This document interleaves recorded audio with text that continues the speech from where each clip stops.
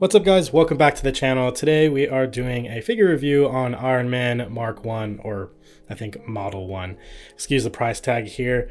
Just so you guys know, this is Australian prices. This isn't US. But I mean, it's still, yeah, a bit overpriced. Maybe more than a bit. Anyways, let's take a quick look at the box here. We got Iron Man here on the front. Got some side comic book art of the Mark 1. And another shot of the Mark 1 with the accessories. And then the model of the Mark 1, the digital rendering, I should say, which looks pretty good. So that is the box. Let's crack this thing open and check him out. All right, here he is with all of his accessories. He only comes with a few accessories, but good enough. Overall, my first impression is I actually dig the figure. Just holding it in my hands and kind of moving it around, playing with it, even the way it feels. I'm a fan. I like it. But yeah, we'll take a closer look at him. We'll just move this stuff to the side, move the box out of the way, and yeah, let's take a quick closer look at the Mark 1 here. All right, so taking a closer look at his head here. I don't know if you guys can see, but there is like some sculpted eyes in there, except they're fully black, so it's cool. It looks like there's somebody in there, but it's just all shadowed, which looks pretty cool.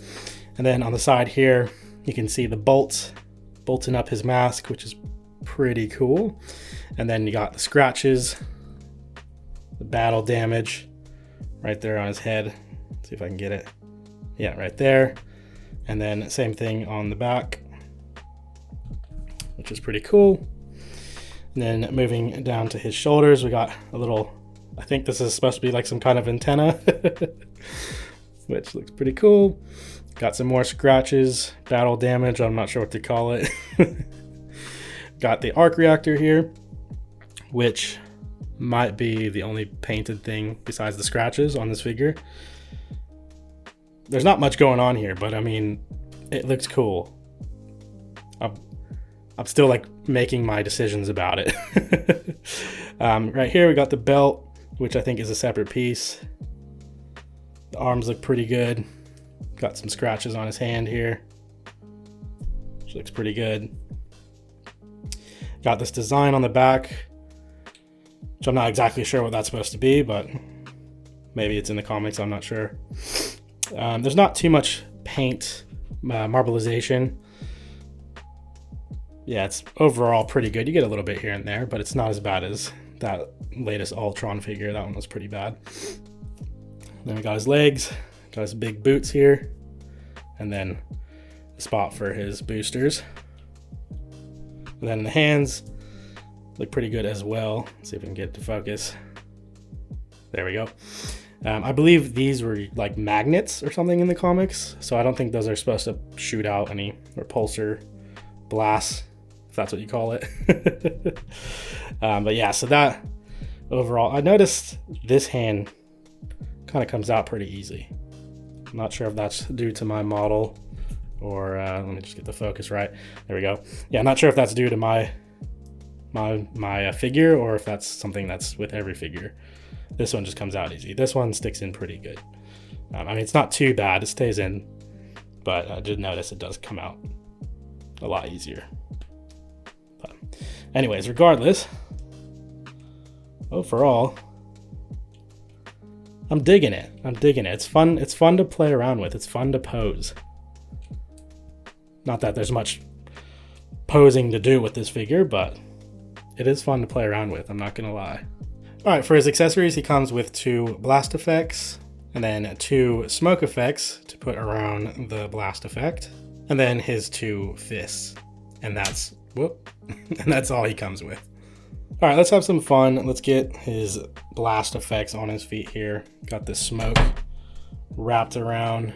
See if we can get this on. Looking good. Let's see. Yeah, top one right here. Just get it in there. I think that's it.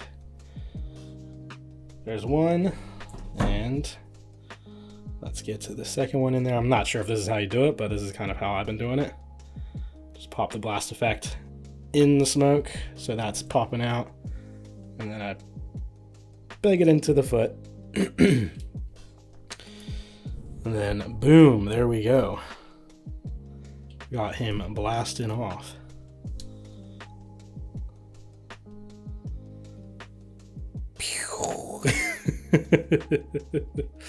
See if we can get to focus properly. That's pretty dope looking. I like that. And here he is standing next to the 80 Years Iron Man, and I just think they look absolutely phenomenal together. This is amazing. I could stare at these two together all day.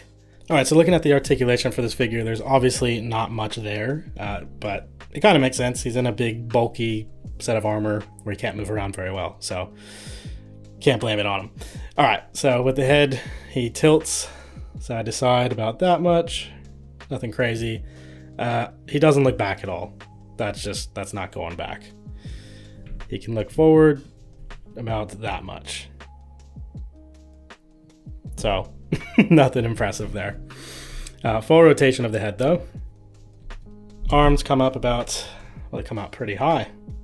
Looking pretty good, which is pretty good. No butterfly joints with him. Got the double, let's see if we can, I think we have to bend this bottom one first and then that. We get a little bit past 90. It gets blocked right here with the armor right there in the wrist and bicep area. Rotation of the wrist and hinge. His body can crunch down about that much. Crunch back about that much. Can tilt side to side and all around. Can kick up about that high. He can kick back, well, he can't really kick back actually. Maybe about that much. He can't completely do the splits, but it's pretty good. Upper thigh swivel. Forgot to mention bicep swivel, of course. Double jointed knees, which kick back only about that far. No boot swivel, but he can point his boots about that far, and then about that far up. Then we got rocker in his ankles. And that is Mark 1 or Model 1 articulation. Nothing crazy, but I mean, hey, you can get pretty far up there.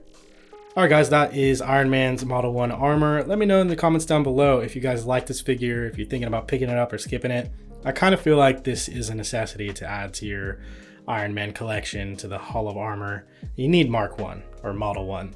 It's kind of a necessity. So I wouldn't really pass up on it. I think it's a great figure. In fact, I actually like it a lot. I mean, I know there's not much to it, but sometimes you don't need much. It looks good, and I'm happy with it. So hopefully you guys are too. Guys, if you enjoyed this video, I'd really appreciate it if you hit that like button and consider subscribing for more figure reviews. And I'll catch you guys in the next video. Thanks so much, guys. See ya.